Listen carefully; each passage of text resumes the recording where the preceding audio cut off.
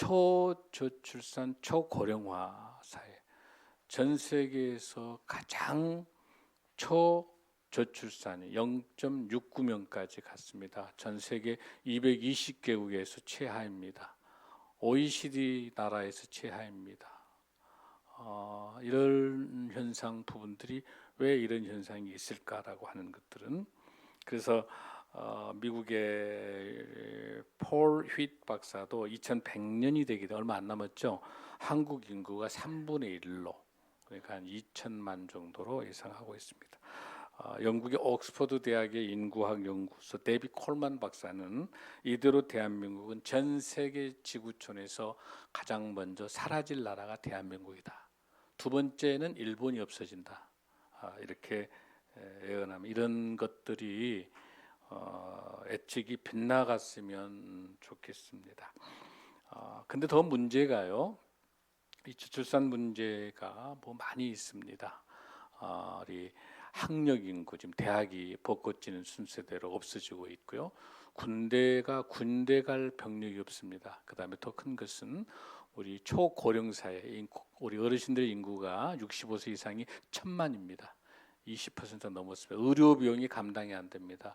우리 노인들, 어르신들이 100세 이상 사는 시대에 와 있기 때문에 이 의료 비용을 대기 위해서는 젊은 사람들이 있어야 되는데, 지금 건강보험공단도 예산도 모두 총체적인 문제가 인구 위기에 와 있습니다. 그래서 이런 위기 속에서 이 문제를 해결할 수 있는 정답은 없습니다. 이 인구 문제는요, 답이 없습니다. 답이. 이런 환경으로 올 수밖에 없었던 우리 기성세대들의 잘못, 우리 어른 세대들, MZ 세대들이 결혼을 기피할 수밖에 없는 이런 시대를 만들어낸 저와 여러분, 우리 기성세대가 잘못된 거를 회개하고 반성해야 되는 거. 우리가 지금 20년 동안에 380조 원을 썼습니다. 그래도 전 세계 최하입니다. 그 많은 예산도 제대로 저출산에 들어가지도 않았습니다. 36%밖에 안 들어가고요. 다 가짜 예산들 가지고 했습니다. 어쨌든 이러한 위기들 속에서 이렇게 지금 국가가 위기에 와 있을 때 이 문제를 해결할 수 있는 것은 일과 직업의 양립이라든지, 우리 청년들 세대 아파트 주거 문제라든지, 또 부모를 모시고 있기 때문에 부모가 편찮으시니까 그대로 두고 장가와 시집갈 수가 없어요. 이 건강 문제 때문에. 그러니까 또 자녀들 적게 낳기 때문에 또 여러 가지 환경들이, 여러 원인들이 많이 있어요. 또 수도권의 집중화, 다 서울로 경기도로 다 오는 거예요. 그러니까 지금 시골에는 어린애가 한 명도 없고요. 다 반장 통장을 누가 하냐면 70살, 80살 드신 분이 반장 통장하고 있어요, 지금. 그러니까 이게 지금 총체적인 나라가 위기에 와 있어요. 자, 그러면 이런 위기를 어떻게 해결하고, 어떻게 우리나라가 일제 36년 때, 또 6.25 때 이런 국가가 위기일 때 제일 먼저 나섰던 게 뭐예요, 여러분들? 우리 기독교예요. 우리 한국 기독교는 국가가 위기일 때 제일 먼저 나섰습니다. 지금 우리나라가 저출산 고령화 때문에 이렇게 힘들어할 때 우리 한국 교회가 나서야 됩니다. 가장 먼저. 왜냐하면 이 문제는 돈으로 해결할 수 있는 게 아닙니다. 이 문제는, 저출산 고령화 문제는요, 특히 저출산 문제는 문화하고 가치관의 문제예요. 무슨 애를 낳으려고 그래. 부모들이 다 이 애 낳기가 힘든 환경이니까 애를 안 낳기를, 그러니까 뭘 결혼하려고 그래, 뭘 애 낳으려고 하네. 이런 문화와 가치관 속에는 애 낳을 수가 없는 거예요. 근데 또 어떤 사람들은 정말 결혼하고 싶은데 또 그 적당한 짝을 또 만나지 못한 것들. 그래서 우리 교회가 뭘 해야 되냐면, 우리 청년들이 만날 수 있는 만남의 장을 조금 더 과학적으로 스타트업을 통해 가지고 잘, 싱가포르의 SDN처럼 정부가 나서서 좋은 만남들을 이루어질 수 있는, 만나야 결혼하죠. 결혼해야 애를 낳죠. 그런데 지금 이거는 꼭 얘가 적게 낳았다라고 하는 그 출산에 대한 걸로 포커스를 맞추지 마시고요. 아름다운 결혼, 또 아름다운 만남, 이런 것들을 위해서 좋은 환경을 만들어주는 것이 중요하다고 생각을 합니다. 그러면 우리 교회가 할 수 있는 일이 뭘까? 그럼 우리 교회가 하나님의 말씀은 이 저출산에 대한 이 문제를 어떻게 말씀하고 계시는가, 이거를 신학적으로 한번 우리가 점검해 볼 필요가 있습니다. 우리가 창세기에는 시간과 공간과 인물이 나오고 있습니다. 창세기 전체에서 그 시간은 뭐냐면 낮과 밤을 하루라고 했어요. 낮과 밤을. 그리고 일주일을 또 하나님께서 창조하셨어요. 그래서 이게 뭐냐면 이 시간은, 이 성경에 나타나 있는 모든 시간은 2000년의 시간이 이 성경에 들어 있어요. 낮과 밤과 일주일을 포함한 월, 달, 연이 되겠죠. 그다음에 두 번째는 공간이 있습니다. 하늘과 땅 하나님이 만드셨어요. 아멘. 바다와 육지도 하나님이 만드셨어요. 그러면 하늘과 땅, 바다와 육지 이런 많은 장소를 이 성경책에 얼마나 나타날까? 1500군데의 장소가 이 성경에 들어 있습니다. 그다음에 세 번째, 인간을 하나님께서 만드셔서 이 성경에 인간, 사람이 여러 사람이 나오고 있는데 남자와 여자를 만들고 그 남자와 여자를 통해서 뭘 만들었냐면 가정을 만든 거예요. 가장 중요한 게 가정 공동체를 회복하는 일들이 굉장히 성경적으로 중요하다라고 하는 겁니다. 그래서 이 성경책 속에는 남자와 여자를 포함해서 몇 명이 있을까? 총 5,000명이 나와요. 이 성경은 2000년의 시간 속에 1500곳의 장소가 나오고요. 그러니까 베들레헴, 뭐 베세다, 뭐 가이사라 이런 모든 장소가 1500군데가 나오고, 여기 나타나 있는 이름 아브라함과 다윗, 뭐 요셉 다, 바울 다 포함해서 그 이름이 몇 명이 나온다? 5,000명의 인물이 나온다. 이걸 다 어떻게 가능하다? 창세기에 하나님께서 시간과 공간과 사람을 창조했기 때문에 이 성경책이 존재하는 거예요. 할렐루야. 자, 이렇게 되어 있는 이 성경책 중에서도 창세기는 가장 중요한 책입니다. 특히 모세가 이 성경책을 이 창세기를 쓰게 된 이 저자는 하나님이세요. 이걸 받아 쓴 사람이 누구예요? 모세예요. 모세가 광야에서 시내산에서 2년 동안 있으면서 모세 오경, 창세기, 출애굽기, 레위기, 민수기, 신명기 이 모세 오경을 쓰게 됐는데 그 오경의 가장 중요한 기준이 창세기인 거죠. 이 창세기. 그래서 이 창세기는 하나님의 이 세상을 시작한 걸로 시작해가지고 전체 창세기가 1장에서 11장까지는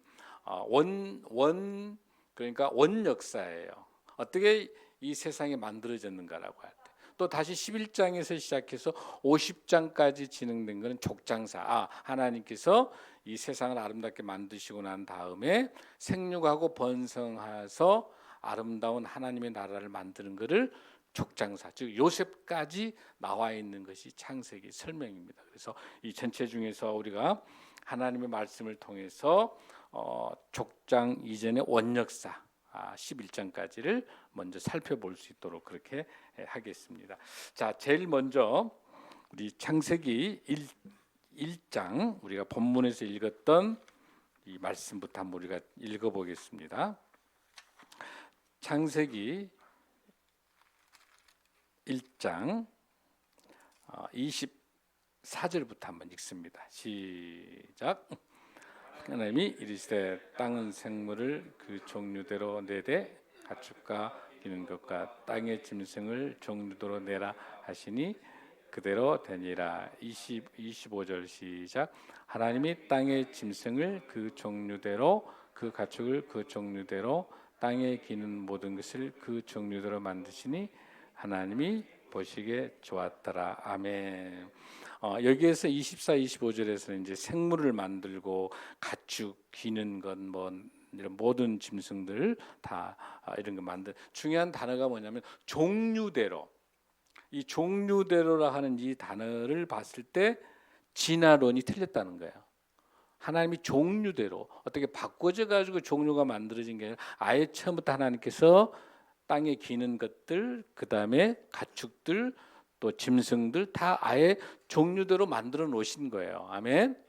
하나님의 창조 질서를 볼 수 있는 거예요. 여기는 종류대로라 하는 이 단어에 여러분들이 관심을 갖고요. 그 다음에 다시 이제 26절에서 보면 종류가 아니고 다른 것으로 하나님의 창조의 관점이 바꿔지고 있습니다. 26절입니다. 시작.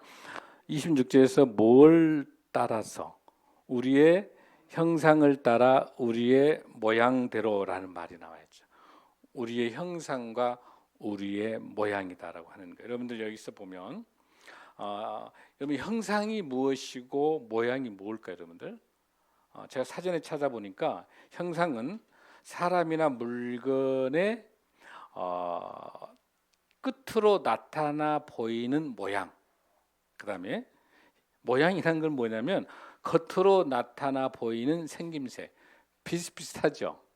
그러죠? 근데 헬라 히브리어는 형상은 체렘이라는 단어를 쓰고 있고 모양이라는 단어는 데무트라고 하는 이 히브리어 단어가 틀려요. 다 틀려요. 그러니까 영어에서도 달라요. 형상은 이미지고요.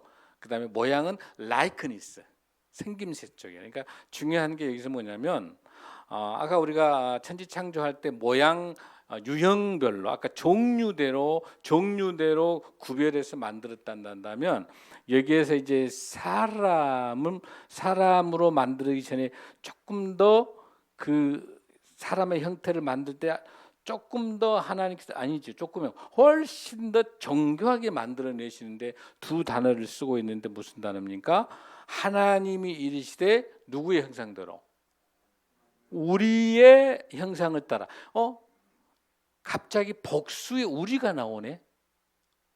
이 우리가 누굴까요, 여러분들? 삼위일체 하나님이에요.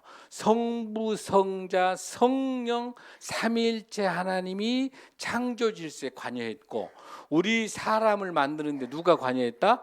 삼위일체 하나님이 관여했기 때문에 우리의 형상은 하나님과 예수님과 성령님의 모습을 닮아서 그 형상으로 만든. 그러니까 저와 여러분은 어마어마하게 귀한 존재예요. 뭐예요? 하나님의 형상을 따라 만든 거예요. 자, 여러분 하나님과 우리 예수님 보고 싶죠? 그럼 예수님을 어떻게 본다? 우리의 모습을 보면 예수님 모습을 볼 수 있는데 우리가 어떤 조건일 때? 하나님의 예수님의 자녀일 때. 아멘. 우리는 왜 예수님의 자녀입니까? 우리가 예수님을 나의 구주라고 고백하고 우리는 예수님의 아들 딸이죠. 우리는 하나님의 아들 딸이죠. 그러니까 하나님의 아들 딸이니까 예수님의 나의 구주로 모시는 하나님의 아들 딸이니까 예수님의 형제의 자녀로 있기 때문에 우리의 모습들 속을 우리 하나님이 만드실 때 어떻게 만들었다? 하나님의 형상으로 만들었다. 아멘. 할렐루야. 얼마나 저와 여러분이 고귀한 존재입니까? 아멘.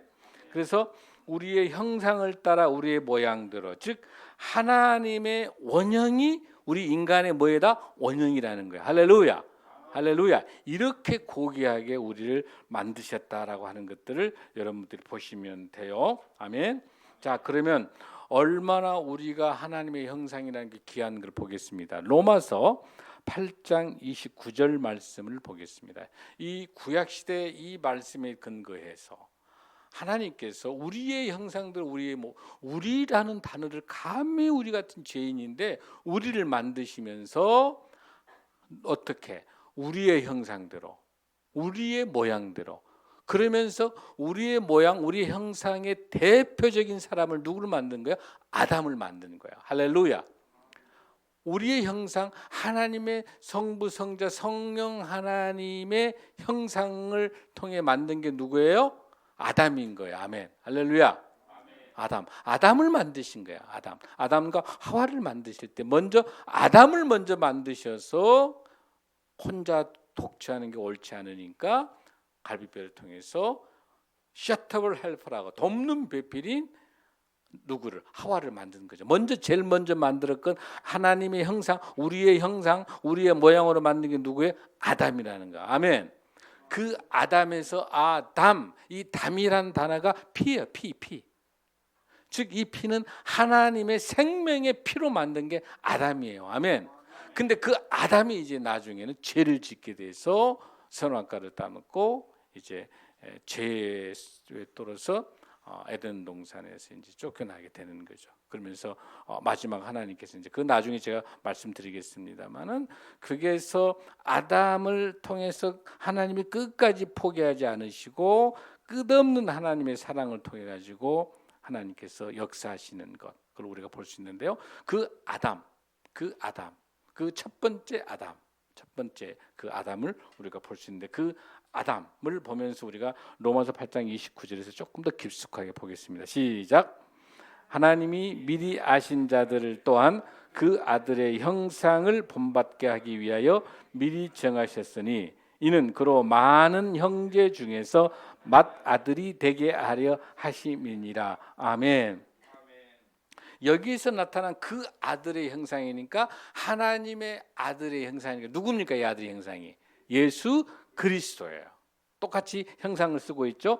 예수님의 형상을 뭐하기 위해서? 우리가 본받게 하기 위해서 미리 정하셨으니 이는 그리 많은 형제. 여기서 많은 형제는 누구예요? 우리 성도들이에요. 우리 많은 성도들 중에서 누구예요, 여러분들? 맏아들이 되게 하려 하셨습니다. 그러니까 우리 모든 성도들 중에 제일 첫 번째 가장 큰 아들이 누굽니까? 예수님이세요. 아멘.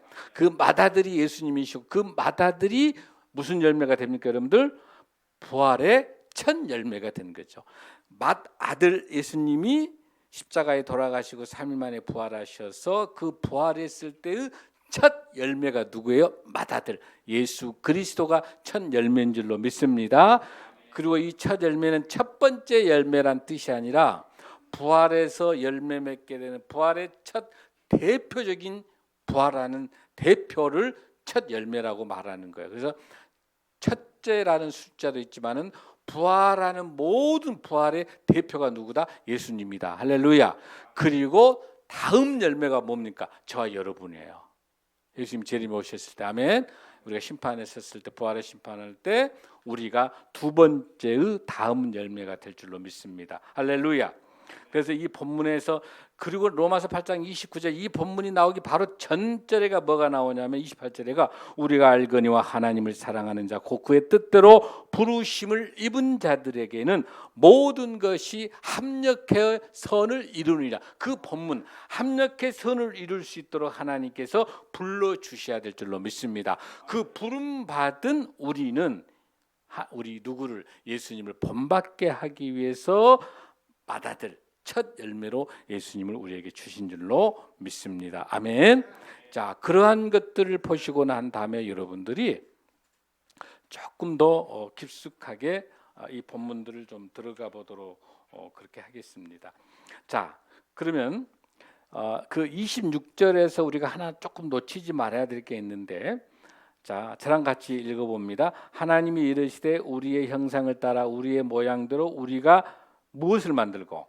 사람을 만들고. 그러니까 하나님께서 예수님과 우리 하나님과 예수님과 성령님께서 삼일체 하나님의 모습을 닮아서 사람을 우리를 만들었어요. 그다음에 그 만든 사람들, 우리들을 보고 무엇을 먼저? 바다의 물고기와 하늘의 새와 가축과 온 땅과 땅에 기는 모든 것. 이 본문에서 어색한 부분을 찾아내야 돼요. 뭐가 빠져 있어요, 여러분들? 온 땅과만 돼 있죠. 온 땅. 이게 뭐냐면 70인역을 번역하면서 이게, 그러니까 새 번역제 보면은 이대로 두면 말이 이 본문이 굉장히 정확하게 정리가 안 돼요. 여러분 이 본문 읽으면서 아무 문제를 못 느끼셨습니까? 그게 정상이에요. 정상이에요. 근데 문제를 느끼셔야 돼요. 어디서 문제가 발생하고 있냐면 바다의 물고기하고 하늘의 새하고 가축과 온 땅과가 아니라 온 땅에 있는 동물을 넣어야 돼요. 온 땅의 동물과 땅에 기는 모든 것을 다스리게. 이게 빠져버리면은 동물을 다스리자가 빠져버려요. 전혀 문제 없습니까, 여러분들은? 어쨌든 그곳에 온 땅에 있는 동물이라는 걸 집어넣고 난 다음에 다시 27절로 건너와야 돼요. 시작. 하나님이 자기 형상 곧 하나님의 형상대로 사람을 창조하시되 남자와 여자를 창조하시고, 제일 마지막에 지금 남자와 여자를 창조했습니다. 이제 자, 남자와 여자가 새도 만들고 바다와 강 뭐 전부 다 만들고 난 다음에 기는 거 뭐 새를 다 물고기 다 만드는 거예요. 그러고 난 다음에 이것을 다스릴 수 있는 누구를?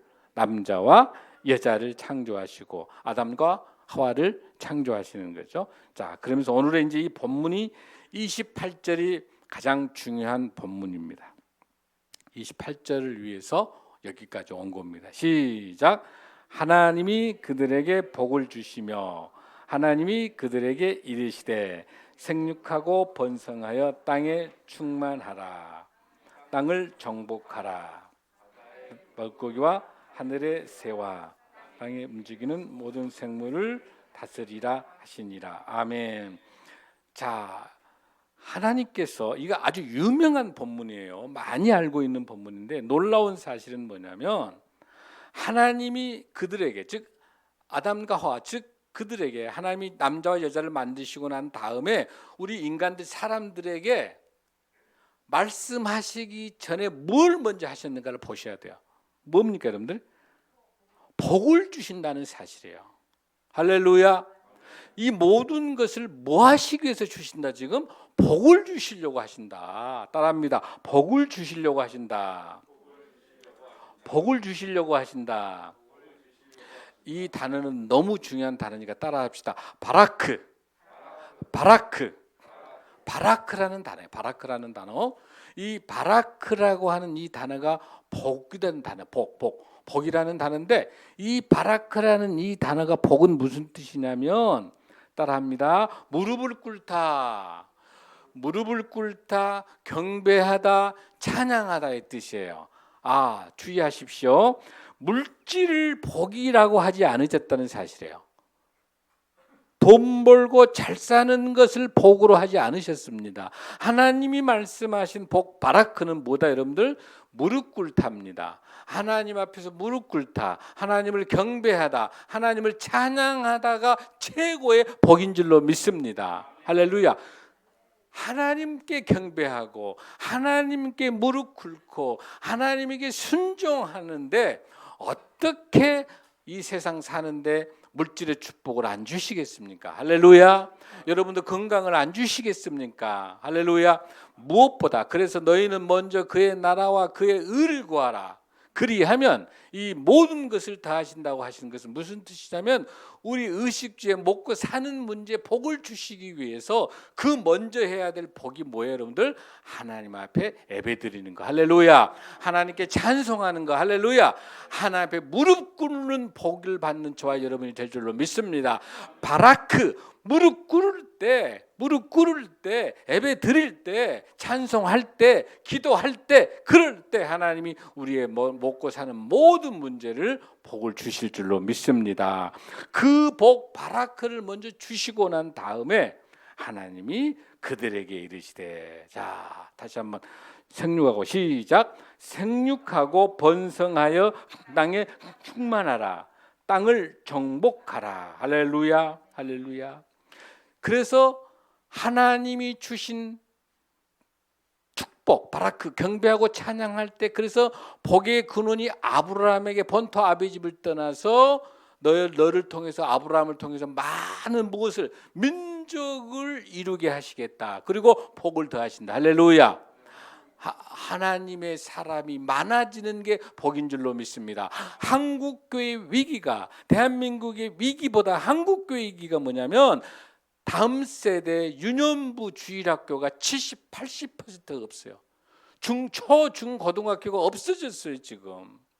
이건 큰 위기고, 그 다음 세대 어린아이가 초저출산에 대한 것이, 우리 한국교회가 만모니즘에 빠져서 돈과 명예와 이런 것들에 빠져서 탐욕들 속에서 뭘 놓칩니까? 점점점 이 세상 방식으로 살아가는 방식 때문에 애를 낳을 수 없는 환경들 속에 세상 풍조로 같이 따라가 버리는 거야. 그래서 우리에 있어서 영적 이 리더십이 우리 영적인 이 리더십이 이어질 수가 없는 것이 큰 더 위기고 동시에 우리 어린아이들과 우리 교회뿐만 아니라 대한민국이 없기 때문에 이 나라가 큰 인구의 위기에 와 있는 줄로 믿습니다.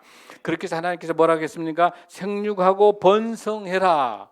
하나님의 명령입니다. 많이 출산하고 많이 번성하라는 게 하나님의 명령입니다. 할렐루야. 땅에 충만하라. 할렐루야.